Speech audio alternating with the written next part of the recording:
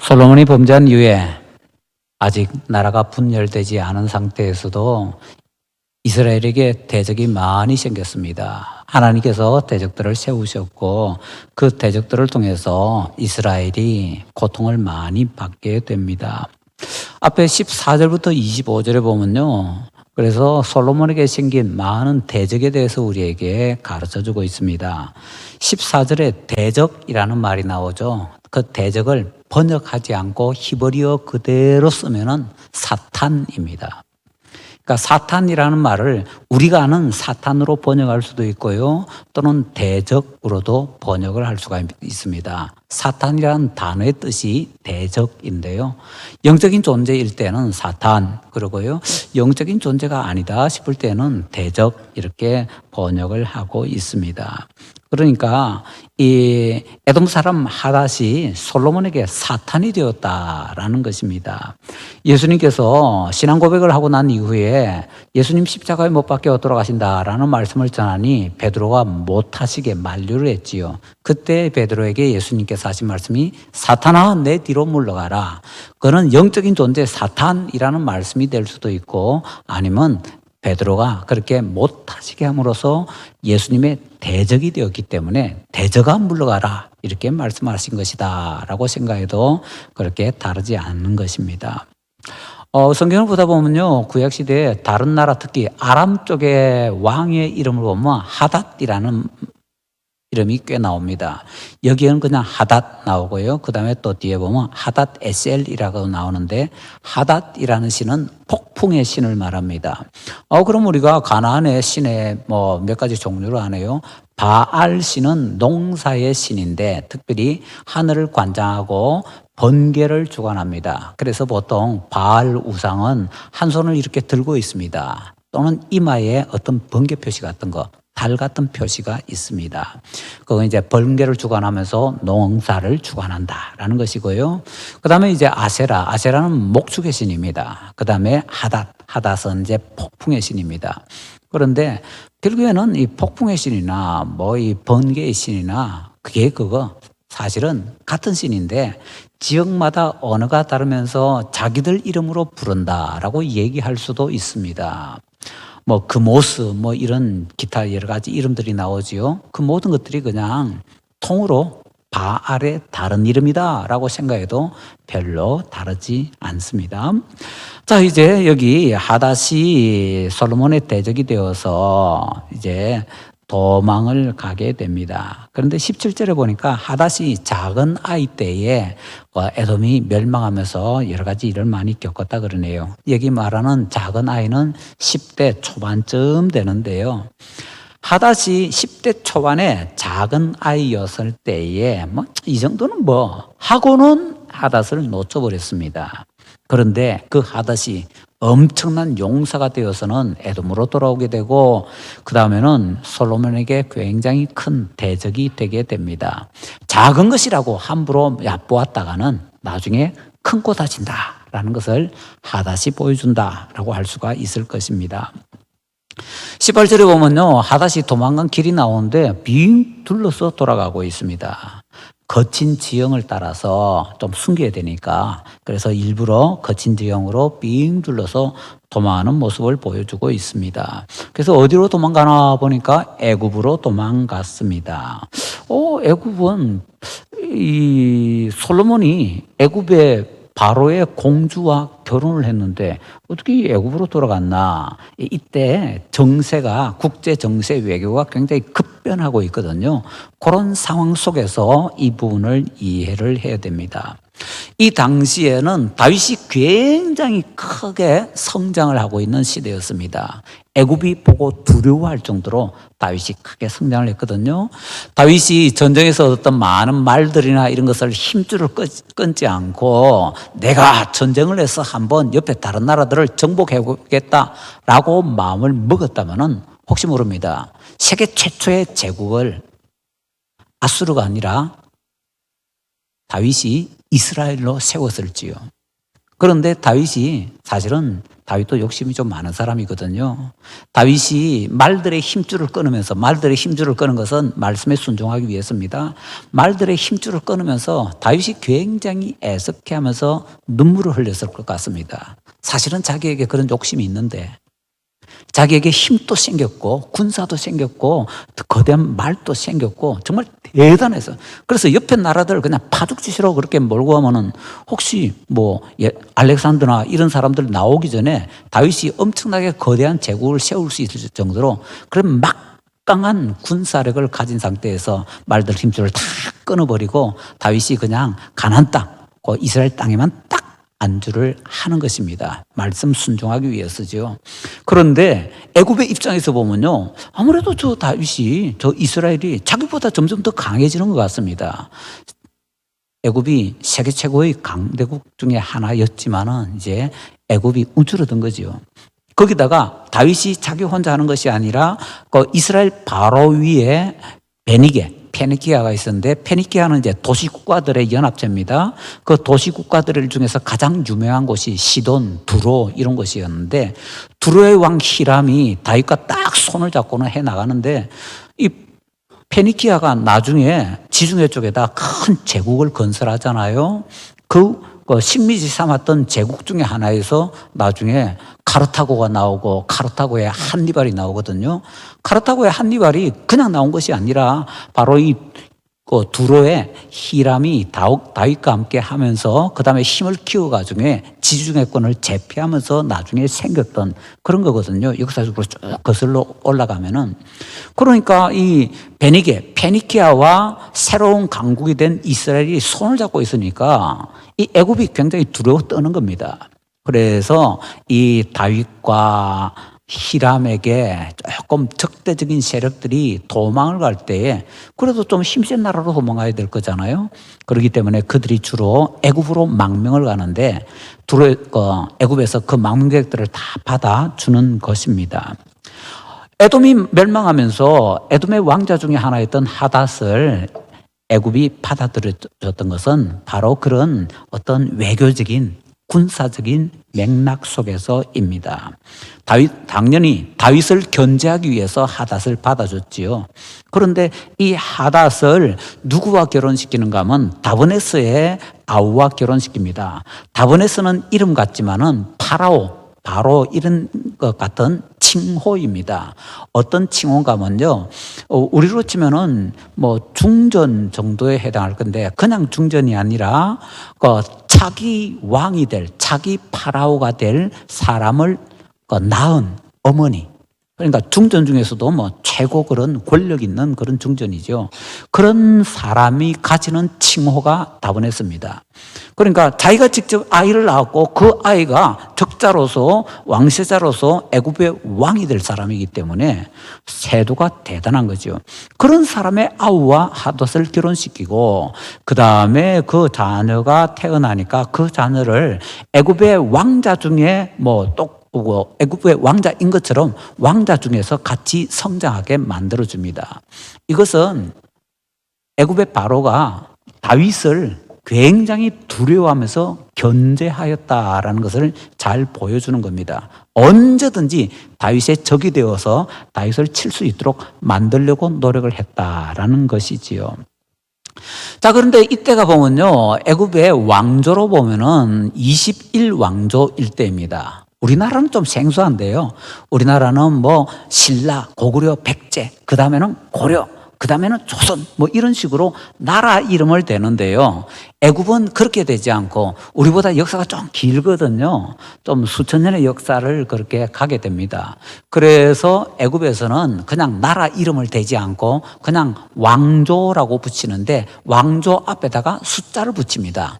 1왕조, 2왕조, 3왕조, 4왕조 이러면서 속으로 들여다보면요, 이집트에 고대 사람들이 차지한 때도 있었고 저 리비아 쪽에서 쳐들어와 가지고 또 정복당해서 있을 때도 있고, 그럼 우리로 볼 때는 나라 자체가 완전히 다른 거죠. 일제강점기 식민지 시절 이런 개념으로 우리는 가지는데, 애굽은 그냥 왕조라고 이름 붙여서 1왕조부터 쭉 오는데, 이 당시 다윗 때는 어느 왕조 시대가 하면 21 21왕조 시대 때입니다. 한 왕조가 보통 100년 이상 갑니다. 그런 21왕조 시대 때 아무래도 저기에 뭐 신세국가 저 이스라엘이 너무 거대하게 커지니까 견제하기 위해서 이렇게 한 것이지요. 그러는 가운데에 이 애굽에서는 소원이 뭐겠습니까? 우리가 저 다윗을 견제하기 위해서, 이스라엘 견제하기 위해서 뭐 하다도 받아들이고 막 이렇게 하는데 웬만하면은 저 이스라엘하고 안 부딪히고 안 싸우면 좋겠습니다. 그럼 바로 국경이 붙어 있는 나라가 안 부딪히고 안 싸울 수 있는 방법은 딱 하나지요. 혼인동맹을 맺는 겁니다. 그래서 다윗 때에는 혼인동맹을 못 맺고 있었는데 다윗의 아들 솔로몬 때 솔로몬이 애굽 바로의 공주와 결혼을 하는 거지요. 그 공주가 21왕조 마지막 왕인 시아문 파라오인데요. 그 시아문의 딸입니다. 시아문의 딸과 이 솔로몬이 결혼하면서 혼인 동맹을 맺습니다. 그래서 이제 애굽이 한시름 놓겠죠. 그렇게 한시름 놓기 전에는 이스라엘이 항상 굉장히 위협적인 존재이기 때문에 이스라엘을 견제하기 위해서 애굽이 뭐 이스라엘의 적들의 그런 망명객들을 많이 받아들였는데 그 중에 하나가 바로 에돔의 하닷이었다라고 이제 기억을 하시면 되겠습니다. 그러니까 이스라엘이 우리의 머릿속에서는 솔로몬의 부인 그 왕비가 바로의 딸이어서 공주여서 그것만 딱 생각하고 있기 때문에 그때 막 이렇게 소용돌이 치는 그 역사를 몰라서 그냥 뭐 애굽이 뭐 이스라엘이 적이 됐다가 또 뭐 이렇게 됐다가 이렇게 왜 이러지라고 생각을 하기 쉬운데 그 역사를 좀 잘 기억을 하셔야 됩니다. 자, 그런데 다윗이 죽은 이후에 다윗이 죽었다는 소문을 듣고서 하닷이 이제 다시 에돔으로 돌아가려고 합니다. 그런데 이미 그때는요, 솔로몬이 다윗과 공동왕으로 있다가 이제 단독왕으로 즉위하거든요. 그런 상황이었기 때문에 솔로몬은 이미 애굽의 공주와 혼인을 맺고 있는 상태인데, 자, 시아몬 왕의 입장에서는요, 자기들이 이스라엘을 견제하기 위해서 하닷을 좀 키웠는데 이 하닷이 돌아가면 보나마나 에돔으로 돌아가서 독립전쟁을 할 것이라는 거죠. 그러면은 지금 이스라엘의 왕비가 자기 딸이고 이스라엘의 왕인 솔로몬이 자기 사위이니까 이거 관계가 복잡해지잖아요. 그렇기 때문에 웬만하면 좀 돌아가지 말라고 이 애굽의 바로였던 시아몬이 만류를 하는 것입니다. 그런데 그렇게 이제 다윗 때는 만류를 하고 솔로몬 초기 때는 그렇게 만류를 했는데 문제가 솔로몬이 범죄하잖아요. 하나님 버리고 우상을 섬기잖아요. 그러니까 하나님께서 영향을 주십니다. 애굽의 바로의 입장이 돼 봅시다. 아니 내가 내 딸을 저 솔로몬에게 왕비로 줬는데 그래서 우리로 치면 중전은 이제 애굽 바로 공주입니다. 그런데 중전은 바로의 공주 맞는데 우리가 알기로 솔로몬에게 후궁이 몇 명인가요? 700명. 첩이 몇 명인가요? 300명. 후궁과 첩을 합하면 1000명. 애굽 바로의 입장에서 보면요, 내 딸이 왕비로 있는데 그 왕비의 경쟁자를 지금 솔로몬이 몇 명 만든 겁니까? 1000명. 기분이 좋을까요? 안 좋죠.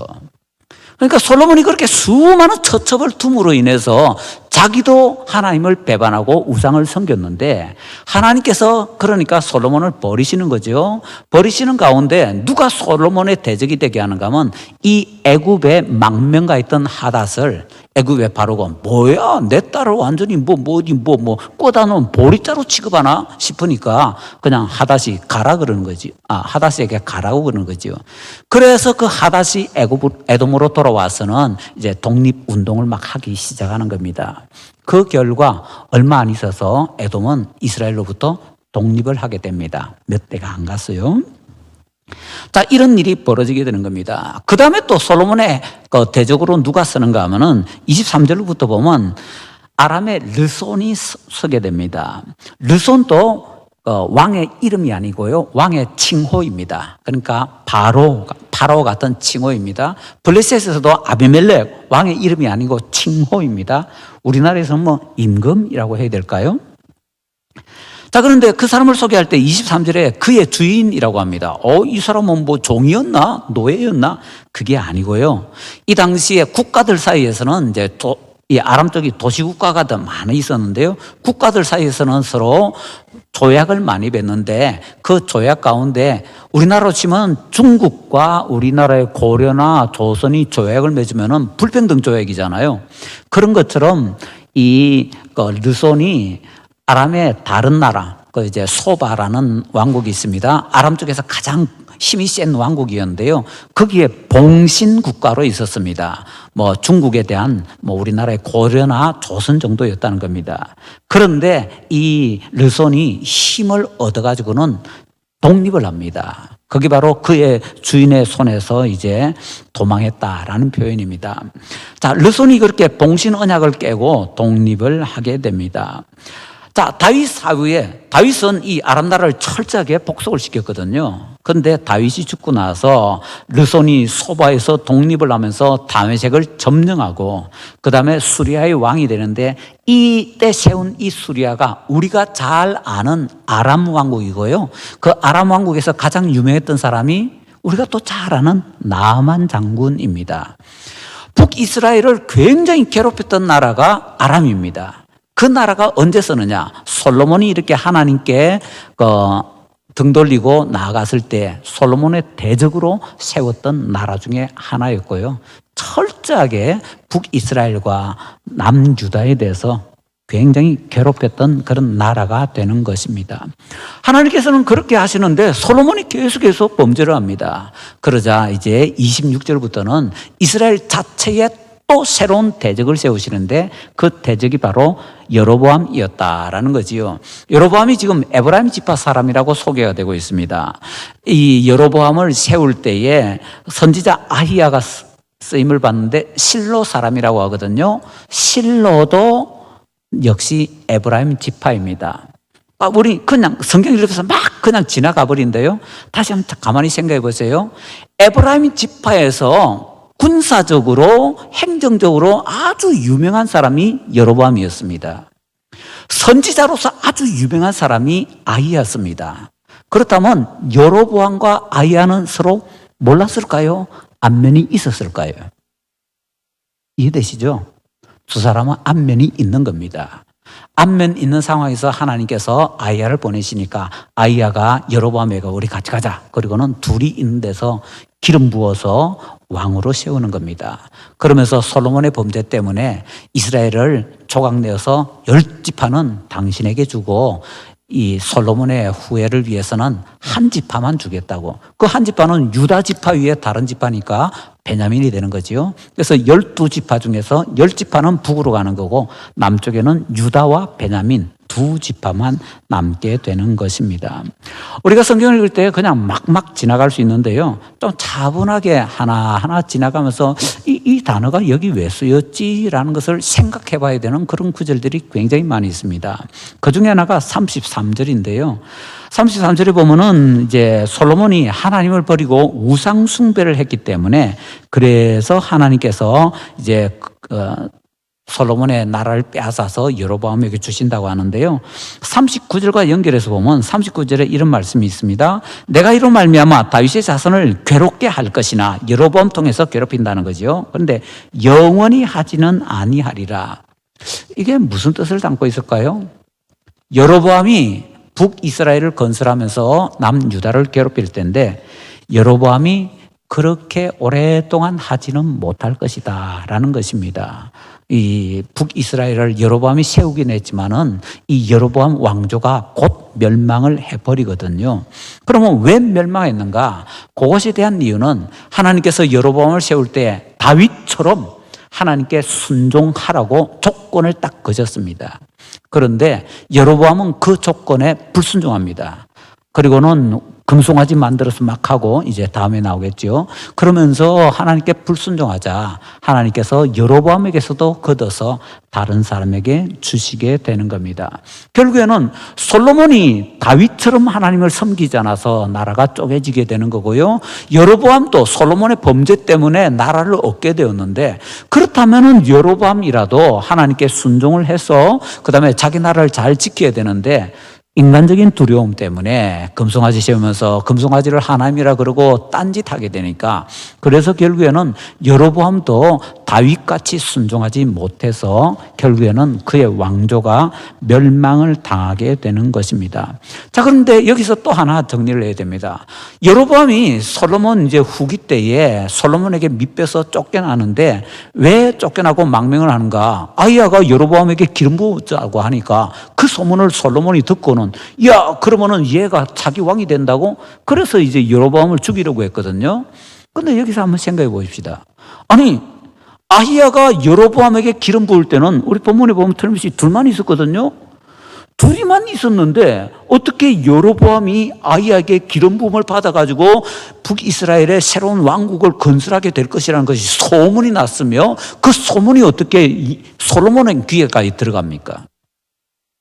그럼 둘 중에 하나가 발설한 거 아닙니까? 선지자 아히야가 발설했을까요? 기름 부음 받았던 여로보암이 발설했을까요? 여로보암이 발설했겠지요. 여로보암은 참을성이 좀 적습니다. 그리고 약간 경솔합니다. 그렇기 때문에 자기가 자기 왕이 될 것이라는 것을 자기만 입 다물고 있으면 모르지요. 그런데 자기가 그걸 소문 퍼뜨리고 다니까 그게 솔로몬 귀까지 들어가서 애굽으로 도망을 했던 것이지요. 그러면 여기서 또, 아니, 아까 애굽이 솔로몬 편이 되어서 솔로몬 좀 봐주고, 비록 솔로몬이 애굽의 공주를 조금 이제 뒤로 제치는 것처럼 보여서 화가 좀 나긴 했지만, 그래도 부마국인데, 부마국이 아니고요. 이때 애굽이 또 획 바뀌었습니다. 주전 945년에 아까 말씀드린 애굽의 21왕조 마지막 왕이 시아문이고 솔로몬의 장인입니다. 근데 그 왕조에서요, 아들이 없어서 대가 끊어져 버립니다. 그러면서 그 왕조의 왕가와 결혼했던 리비아 쪽에 어떤 사람이 22왕조를 세웁니다. 그러니까 애굽 왕조가 아니라 리비아 왕조입니다. 리비아 왕조로 새로 세워지니까 22왕조는 앞에 있던 21왕조의 흔적을 지우려 하겠지요. 조선이 세워지면서 가장 열심히 했던 게 뭡니까? 고려 지우기 아닙니까? 22왕조가 세워지면서 21왕조 지우기를 하는데, 이 21왕조의 사위가 솔로몬이거든요. 그래서 여로보암이 도망할 때 그 왕조에서 얼른 받아주는 거죠. 자, 주전 945년에 22왕조가 썼다고 했습니다. 솔로몬이 언제 죽는가 하면 주전 931년에 죽습니다. 그러니까 그 어간에 이미 애굽에는 왕조가 바뀌어서 솔로몬에게 적대적인 나라로 되어 있었고, 그 나라로 여로보암이 망명을 갔다가 그 다음에 솔로몬 사후에 다시 와서는 이제 하나님의 그 약속에 따라서 북이스라엘을 세우게 되었다라는 것입니다. 그러고 보니까요, 우리가 보는 이 다윗 솔로몬 이때에 애굽이 굉장히 격변기였다는 겁니다. 그래서 이 격변기를 모르게 되면 애굽은 이랬다 저랬다 지 맘대로 하느냐, 이랬다 저랬다 지 맘대로 하는 것이 아니라 자기들의 외교력을 총동원해서, 그리고 정권이 바뀌고 이러니까 그런 것들이 다 영향을 주어서 이 모든 일이 일어나게 되었더라 하는 것입니다. 이 애굽의 왕이, 이 새로운 22왕조를 세운 왕이 시삭이라고 그러고요. 시삭이라는 이름이 조금 이따 이제 열왕기 바로 뒤에 한 14장쯤이면 아마 나올 겁니다. 언제 나오는가 하면 솔로몬의 아들 르호보암이 왕으로 되어 있을 때, 왕이 된 지 한 5, 6년 되었을 때 애굽의 시삭이 쳐들어옵니다. 그래가지고는 이제 전쟁을 하는데 르호보암이 겨우겨우 막아내고 있는데, 이때 북쪽에 있던 여로보암도 이제 막 남쪽 유다를 치려고 하는 그런 상황이 되게 됩니다. 그러니까 감당을 못 하잖아요. 그래서 할 수 없이 애굽에다가 항복을 해버립니다. 항복을 해버리자 이 애굽의 22왕조를 세운 시삭이 예루살렘 점령한 이후에 예루살렘 성전에 있던 성전 기물, 대부분 다 금이죠. 그거 싹 다 빼앗아서 애굽으로 챙겨갑니다. 솔로몬 왕궁에 있던 여러 가지 보물 싹 다 챙겨서 애굽으로 가져갑니다. 솔로몬이 하나님께 불순종하자 솔로몬 사후에 10년도 안 되어서 예루살렘 성전에 있던 모든 귀중품들을 다 빼앗기게 되는 이런 불상사가 일어나게 되었더라 하는 것입니다. 그러니까 애굽의 복잡한 이 정치 문제들, 그것에 또 관련되어서 이 이스라엘의 이 복잡한 정치 문제들, 이런 것이 어우러져서 그 역사가 만들어져 나가더라는 겁니다. 여기에서 우리가 얻을 수 있는 교훈은요, 지금 현재 우리 위치에서 대한민국이 어떻게 갈지, 이 대한민국이 옆에 일본과 중국과 러시아와 미국 사이에서 어떻게 고개를 하면서 어떻게 해 나가야 될지, 사실은 이런 것들도요, 우리가 성경을 그냥 휙휙 지나가 버리기 때문에 모르는데, 성경을 좀 더 꼼꼼하게 제대로 보면서 역사와 함께 비교를 해서 볼 때에 우리가 어떻게 살아가야 되는지에 대해서 많은 교훈을 받을 수가 있다라는 얘기입니다. 중요한 것은요, 그 역사의 틈바구니 속에서 사람들이 막 해나가는데, 다윗이 해나가고 솔로몬이 해나가고 하가다시 해나가고 여로보암이 해나가는 가운데 그 모든 것을 누가 딱 잡고 계시는가 하면 하나님께서 잡고 계시더라는 겁니다. 하나님께서 그 모든 것을 조종해 주시더라 하는 것이지요. 그렇기 때문에 국제 정치가 이렇게 복잡할 때에 우리가 미국을, 일본을, 중국을, 러시아를 쳐다볼 게 아니고 하나님을 쳐다보고 하나님 앞에 모든 것을 맡겨야 된다라는 것입니다. 어려운 시대에 우리나라가 지혜롭게 외교력으로 잘 해결해야 되겠는데, 이때에 하나님 바라보면서 하나님께 맡기고 하나님의 도움을 받을 수 있는 우리나라가 되기를 간절히 바랍니다.